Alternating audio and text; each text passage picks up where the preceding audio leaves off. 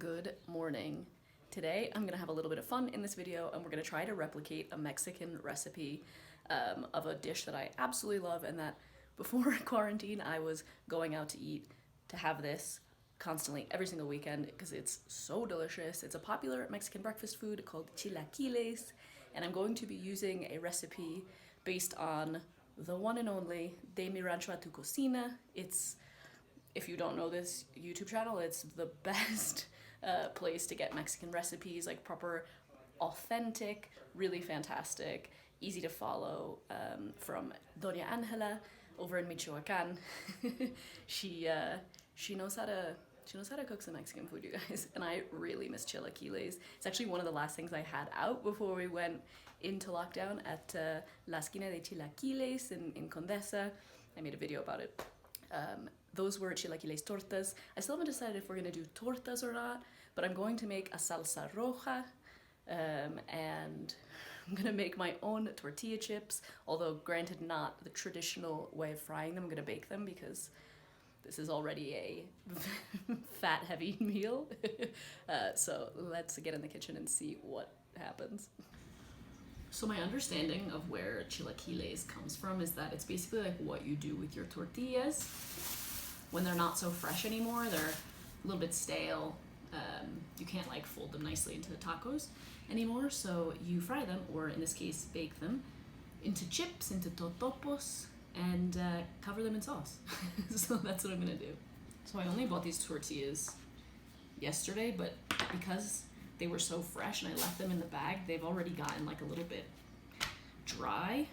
I'm just gonna cut them up. The first time that I had chilaquiles was actually like on vacation, only a month after I'd been in Mexico. I'd never even heard of them before, and a Mexican friend made them for us for brunch, and I was like, you're gonna take beautiful crispy tortilla chips and you're gonna cover them in sauce? You're gonna ruin it. Like, I thought I thought it sounded horrible, and then obviously I ate it and I've never looked back.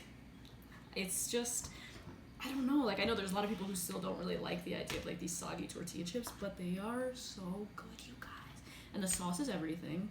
And then obviously everything tastes delicious, covered in onions and cream and panela cheese, which don't worry, we have plenty of ready for the topping. I'm also gonna put an egg on top. It's easy enough to do at home. Obviously when you go out to restaurant and stuff, you can get milanesa, you can get chicken, you can get cecina or steak on top. Really good, but we not that fancy, so we're gonna make it with eggs. So I'm gonna make the salsa roja pretty much exactly how Doña Angela makes it. I'll put the link below to her video, by the way, so that you can see how to actually make this and not follow along with what I'm doing. But this is what we've got here. We have tomatoes, one serrano. She uses two, but I'm not crazy like that. We've got some garlic, and then we have chiles de árbol. She used probably double what I'm using, and then she proceeded to say that her sauce was quite spicy, which is why I'm only using 5 chiles de árbol and 1 serrano. So what I'm gonna do is I'm gonna put him on my comal and let him get all roasted and such. I forgot to mention there's also some onion on there too, so everything cooks at different times. You have to sort of rotate them around. I'm definitely no comal expert. I don't understand. I like want it to go faster. And obviously when Doña Angela does it on her channel, she's using one that has literal like fire underneath it.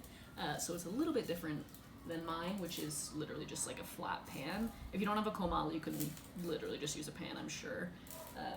I very rarely use this comal. So let's see what happens.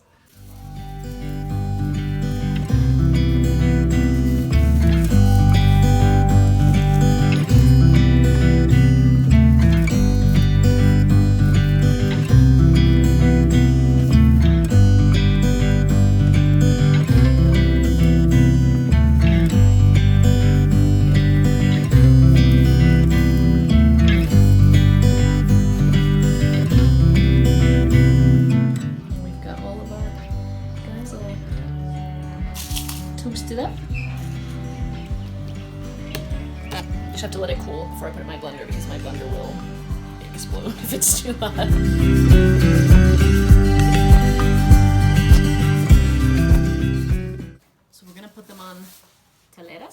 bolillos. I don't know, it depends on what part of the country you're in. And we're gonna make tortas, but something that I learned from La Esquina de Chilaquiles, which is that delicious place in Condesa, is that you gotta scoop out the stuff inside, because then you got more room for chips. We got the sauce bubbling away. We got the chips ready to go in, some onion chopped up, a little bit of panela, all crumbled up, ready to go on top. Ooh. And then we're gonna cook an egg, each, of course. Whoa! All of them. And then we stir, I think. Okay.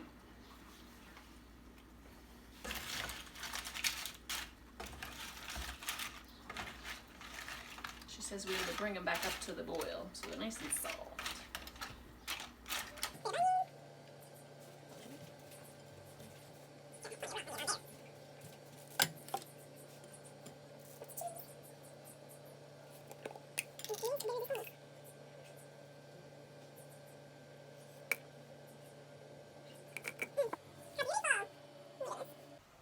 Well, the test is in the taste and whether or not I can pick it up.